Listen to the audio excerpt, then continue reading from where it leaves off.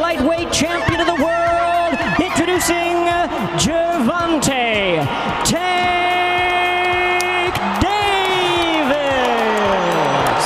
Boxing's legendary and only 8-division champion of the world, introducing the one and only Manny Pacman Pacquiao. Sa muling pagbabalik nga po nitong si Manny Pacquiao sa napag-uusapan ngayon bilang kanyang comeback fight sa welterweight division, kung saan ay kakaharapin ito ay ang ngayong WBC welterweight world champion na si Mario Barrios, ay maraming mga fans ang hindi kumbinsido sa laban na ito, na kung saan nilubhang napakadelikado na di mo ano ang laban na ito para sa ating kababayan na si Pacquiao.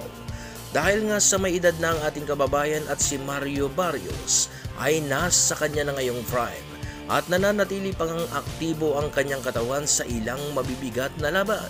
Ito ang kadalasan po nating nababasa dito sa ating comment section na naging hinanaing ng ating mga kababayang Pinoy. Kaya lamang mga idol ay meron din naman kasing nagsasabi na hayaan na lang daw itong si Pacquiao sa mga gusto nitong gawin sa kanyang katawan. At meron pa nga pong mga naniniwala na kaya di umanong manalo nitong si Pacquiao kontra kay Mario Barrios.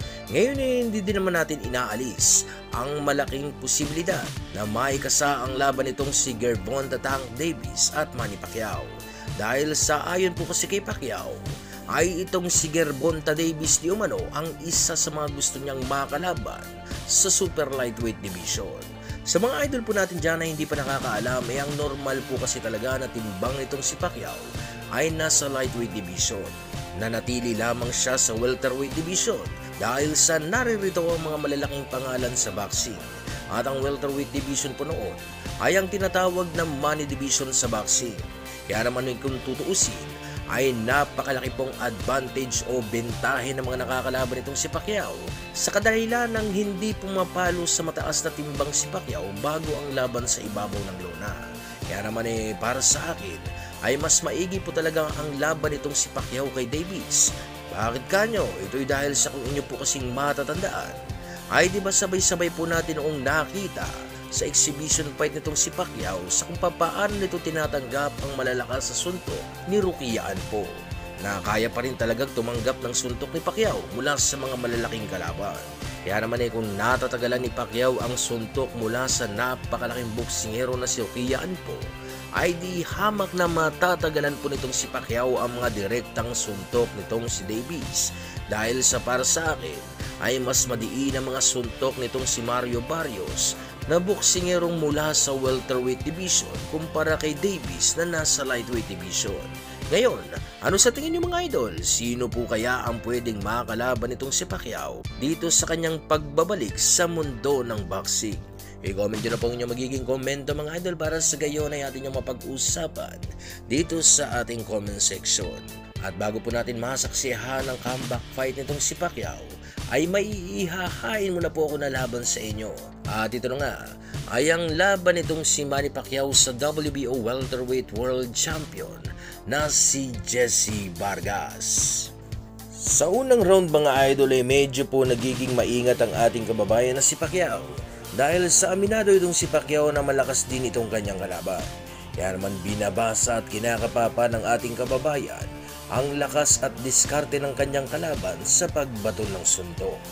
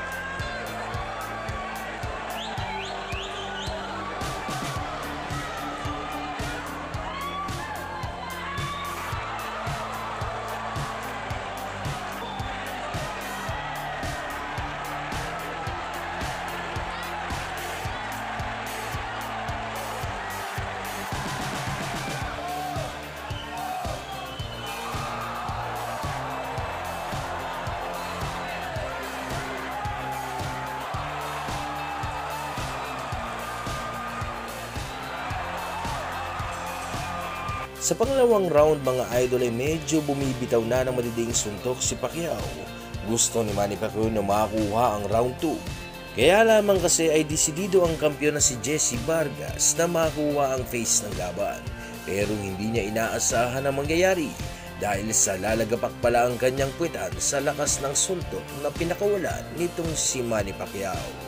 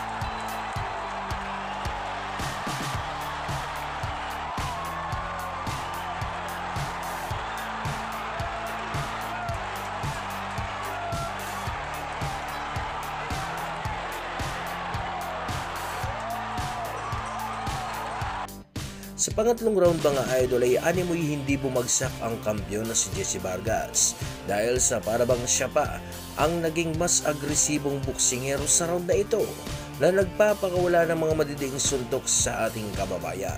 Di naman inaayaan ni Pacquiao na mangyari ito.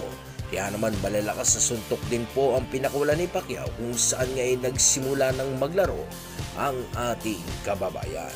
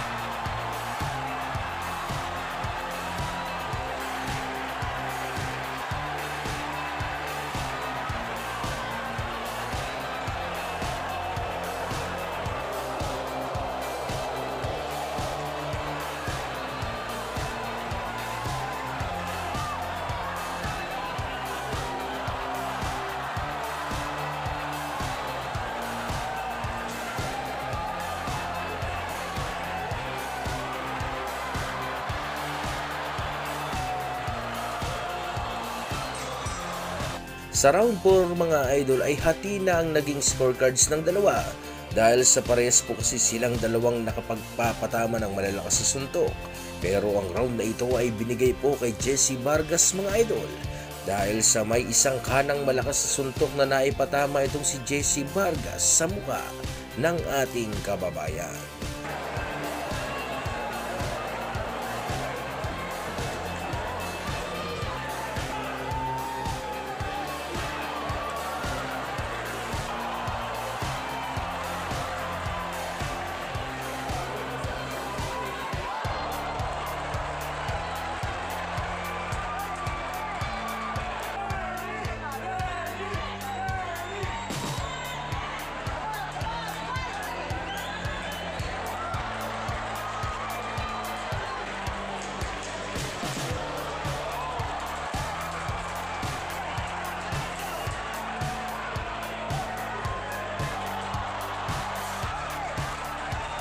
Sa round 5 mga idol ay punong-puno na ng aksyon ng laban na kung saan nga po ay nakikipagbunuan na si Pacquiao sa kanyang kalaban. Hindi naman basta-basta nagpapadaig itong si Jessie Vargas dahil sa agad-agad po kasi itong bumabato ng maraming suntok sa tuwing pumapasok na sa kanyang depensa ang ating kababayan.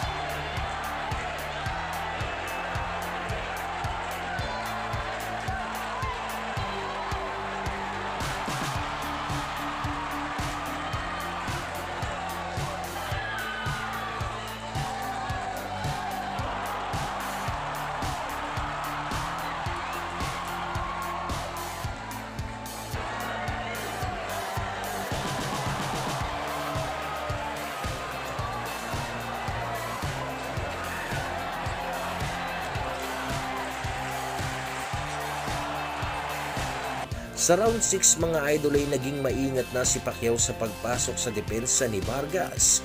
Napag-alaman na po kasi ni Pacquiao na medyo malakas din talaga ang mga suntok nitong si Jesse Vargas na nagagawa siyang mayanig kung saan ay nawawala ang kanyang balanse. Kitang-kita po dito kay Jesse Vargas ang style nitong si Juan Manuel Marquez na kanya lang naman pong pinaggayahan na estilo para talunin ang ating pambato.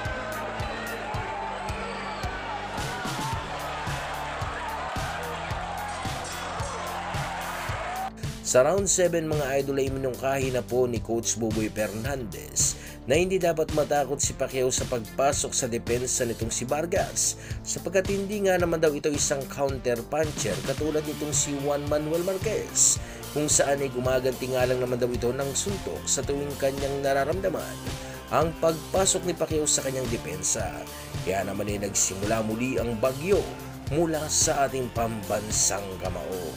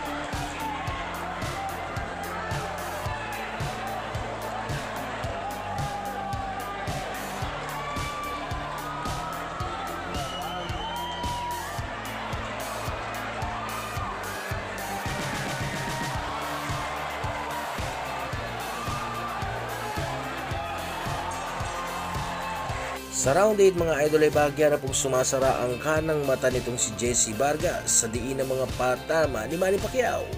Hindi na mabasa-basa ni Vargas ang lokasyon ng mga pinanggagalingan ng mga suntok nitong ating kababayan. Kaya naman ay bara-bara na ang Jesse Vargas sa round na ito na sumusuntok na lamang sa hangin. Ito'y dahil sa pabago-bago ang estilo na ginagawa ni Manny Pacquiao.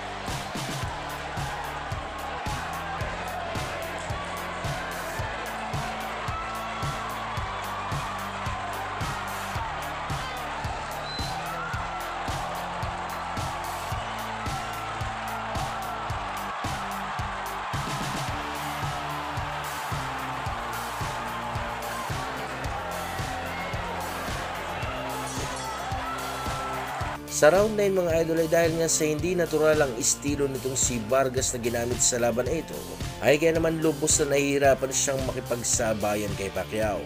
Inakala ni Vargas na sasapat ang estilo nitong si Dinamita Marquez para pahirapan itong si Pacquiao. Pero hindi po may epektibo ang estilong ito na naging dahilan kung bakit hindi po magawang makatama na ni Jesse Vargas sa malikot na si Manny Pacquiao.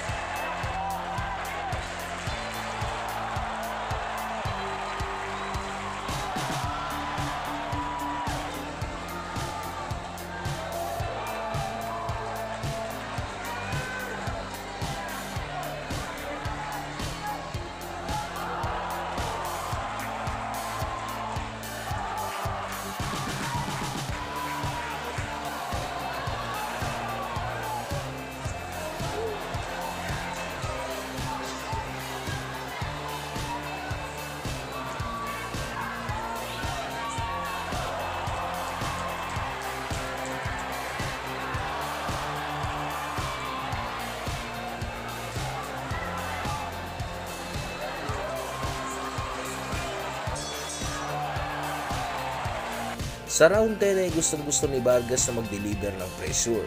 Kaya lamang ay hindi malaman-laman itong si Vargas sa kung paano niya nga ba ito maisasagawa. Dahil sa hindi kasi basta-basta nagpapadikta na lamang sa laban ng ating kababayan na si Manny Pacquiao. Kaya naman po sa laban na ito ay nagbistulang bata na si Jesse Vargas na sumusuntok ng wala sa anggulo.